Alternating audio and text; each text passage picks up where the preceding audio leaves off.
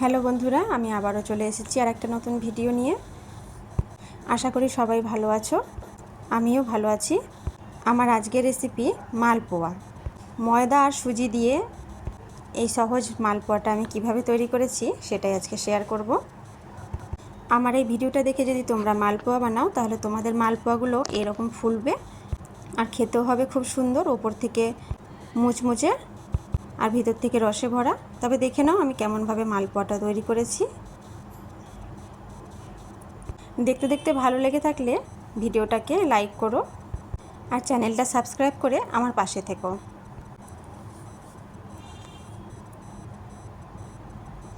প্রথমে আমি নিয়ে নিয়েছি 1 কাপ সুজি আর নিচ্ছি 1 কাপ ময়দা। একই কাপে সুজি আর ময়দাটা মেপেছি আর সামান্য একটু নুন দিয়ে দিলাম, 2 টেবিল স্পুন চিনি দিয়ে দিলাম। চিনি বেশি দেওয়ার দরকার নেই, তারপর আমি রসে ফেলবো, তার জন্য আমি এখানে কম চিনি দিলাম। আমি অল্প অল্প দুধ দিয়ে এটা মেখে নিচ্ছি। একটা পাতলা ব্যাটার তৈরি করব। আমি মোট 3 কাপ দুধ নিয়েছিলাম, এর মধ্যে 3 কাপ দুধ দিয়ে আমি এটা মেখেছি। আমি অল্প অল্প করে দিয়ে মাখছি, একবারে দিচ্ছি না।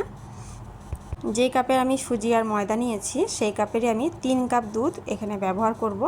আমি জল দিয়ে মাখবো না। আর তারপরে আমি হাফ কাপ দিয়ে দিলাম ময়দা, মানে আমি 1.5 কাপ ময়দা দিলাম আর 1 কাপ সুজি দিলাম। তো এখানে আমি একটা পাতলা ব্যাটার তৈরি করে নিচ্ছি। ব্যাটারের ঘনত্বটা এই টাইপের হবে। এই যে আমি একটা হাতা দিয়ে তুলে দেখিয়ে দিচ্ছি। আমি এর মধ্যে মৌরি দেব, তার জন্য মৌরিটা একটু নাড়াচাড়া করে নিচ্ছি। এরকম একটা তড়কা প্যানে বা তাওয়ায় নেড়ে মৌরিটা দিয়ে দিতে হবে। লো ফ্লেমে মৌরিটা আমি ভেজে নিয়েছি। মৌরিটাকে একটু ভাঙা ভাঙা করে আমি এই ব্যাটারটার মধ্যে দিয়ে দিলাম। আমি এখানে 1 টেবিল চামচ মৌরি নিয়েছি, ছোটো চামচেরও 1 চামচ নিলে অসুবিধা নেই কোনো। এবার আমি মৌরিটা মিশিয়ে দিচ্ছি। ঢাকা দিয়ে আমি রেখে দেব 1 ঘন্টা। এরপর আরেকটা কড়াই নিয়ে তার মধ্যে আমি 4 কাপ জল দিয়ে দিচ্ছি। আমি একটা পাতলা শিরা তৈরি করে নেব।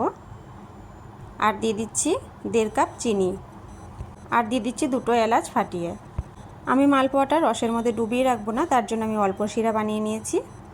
কেউ যদি মনে করে যে রসের মধ্যে ডুবিয়ে রাখবে মালপোয়াটা, তাহলে আরও 2 কাপ জল দিয়ে আর 1 কাপ চিনি দিয়ে দিতে হবে।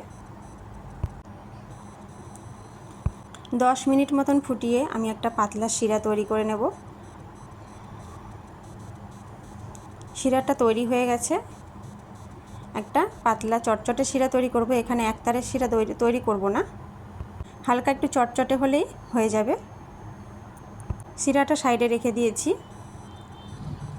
ফিরে এলাম 1 ঘন্টা পরে। 1 ঘন্টার মধ্যে সুজিটা একটু ফুলে গেছে। একটু নাড়াচাড়া করে মিশিয়ে নিয়েছি। কড়াইতে দিয়ে দিলাম সাদা তেল, একটু বেশি পরিমাণে সাদা তেল আমি দিয়ে নিয়েছি। তেলটা গরম হয়ে গেলে আমি একটু ব্যাটার নিয়ে দিয়ে দিলাম। খুব সুন্দর ফুলে উঠেছে। এবার আমি আরেক পাশটা উল্টে দিচ্ছি।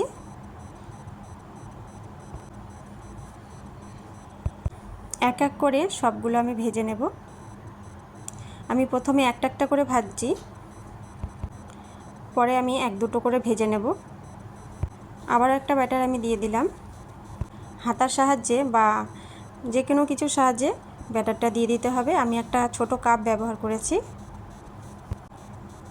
তেলটা আমি মালপোয়ার উপরে দিয়ে দিচ্ছি যাতে মালপোয়াটা একটু ফুলে ওঠে। দেওয়ার সাথে সাথে কিন্তু মালপোয়াটা খুব সুন্দর ফুলে উঠছিল। মালপোয়াটা দেখে বোঝাই যাচ্ছে খুব সুন্দর নরম হয়েছে। এইভাবে করে সব মালপোয়াগুলো আমি ভেজে নেব।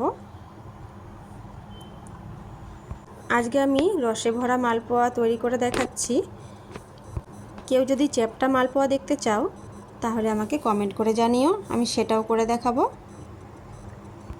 আর আমার ভিডিওগুলো তোমাদের কেমন লাগে সেটাও তোমরা জানাতে ভুলো না। তো এক এক করে আমার মোটামুটি সব মালপোয়াগুলোই ভাজা হয়ে গেছে। 1.5 কাপ ময়দা আর 1 কাপ সুজি দিয়ে কিন্তু আমার অনেকগুলো মালপোয়া তৈরি হয়েছিল, প্রায় 1 থালা। এই সহজ রেসিপিটা দেখে তোমরা ঘরে কিন্তু ট্রাই করো। আর কেমন লাগলো কমেন্ট করে জানিও। আর ভিডিওটা ভালো লেগে থাকলে আমার পাশে থেকো, আর বন্ধুবান্ধবের সাথে আর আত্মীয়র সাথে আমার এই ভিডিওটা তোমরা শেয়ার করে দিও। মালপোয়াগুলো দেখতেও ভালো হয়েছিল আর খেতেও কিন্তু খুবই ভালো হয়েছিল। একদম উপর থেকে মচমচে আর ভিতর থেকে কিন্তু নরম, একদম রসে ভরা।